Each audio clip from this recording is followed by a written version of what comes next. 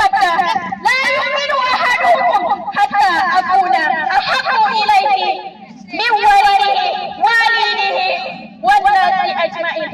Tidak beriman di antara kalian seseorang hingga aku lebih dicintai olehnya daripada bapa-bapanya, anak-anaknya, dan manusia seluruhnya. Kaum muslimin rahimakumullah,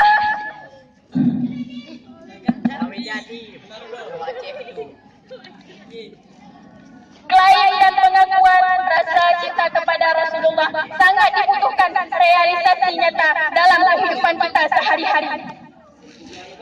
Mustahil bagi kita untuk mendapatkan sebuah syafaat kelak di akhirat nanti kalau perbuatan sehari-hari kita jauh dari apa yang diinginkan oleh Rasulullah.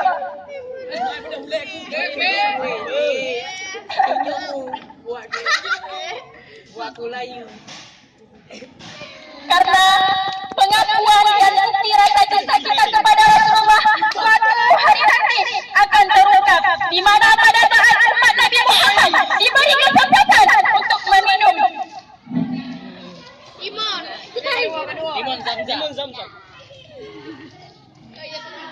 di mana pada saat Nabi Muhammad diberi kesempatan untuk meminum air Kausar.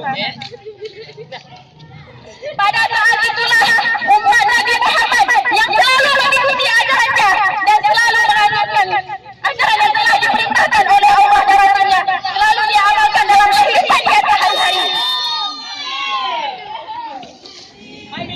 Dan orang-orang yang tidak diberi kesempatan untuk meminum air Kausar itu adalah orang-orang yang tidak pernah mengikuti ajaran Nabi Muhammad.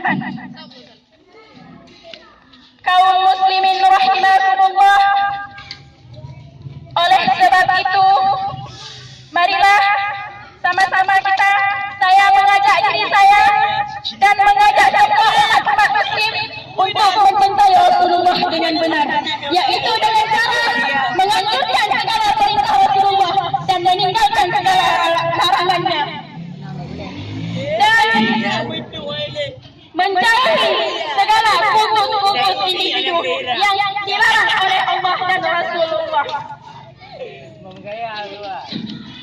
Dan penyakit-penyakit bid'ah harus kita hindarkan dalam kehidupan kita, karena penyakit bid'ah itu adalah perbuatan yang lebih disukai daripada perbuatan maksiat lainnya. Sebagaimana Sufyan al-Thawri mengungkapkan yang artinya, perbuatan bid'ah itu lebih disukai iblis daripada perbuatan maksiat lainnya, karena perbuatan bid'ah itu tidak akan pernah ditobati, sedangkan perbuatan maksiat itu sekadar bisa ditobati. Kaum muslimin rahimakumullah, dengan demikian marilah sama-sama kita menganjurkan dan menjalankan segala perintah Allah dan Rasulnya.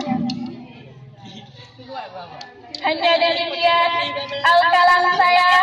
Marilah sama-sama kita bersalawat kepada Rasulullah. Lapangkanlah tangan, saya mohon lapangkanlah tangan untuk kita bersalawat kepada Rasulullah, karena salawat itu merupakan salah satu daripada doa kita. Bismillahirrahmanirrahim. Rabbana anfa'na bima 'allamtana, Rabbi 'allimna ladzi yanfa'una, Rabbi faqihna wa faqih ahlana wa karabatihim lana fi dinina. Rabbana anfa'na bima 'allamtana, Rabbi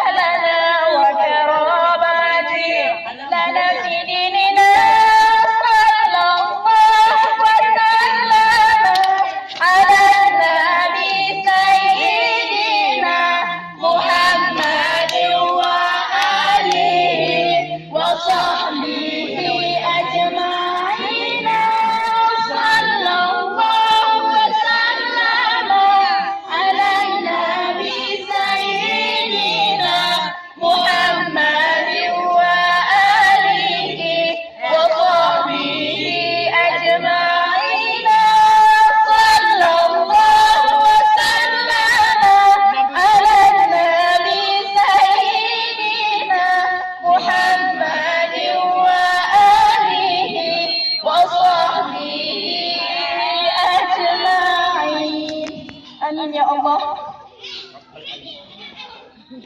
Akhir kalam, saya ucapkan terima kasih yang sebesar-besarnya atas perhatiannya kepada saya untuk menyampaikan sedikit ceramah saya. Saya terima kasih yang sebesar-besarnya. Saya mohon maaf apabila ada salah kata saya dalam berbicara, ada salah saya dalam menyampaikan. Saya mohon maaf yang sebesar-besarnya karena saya hanyalah seorang manusia yang tidak akan pernah luput dari dosa.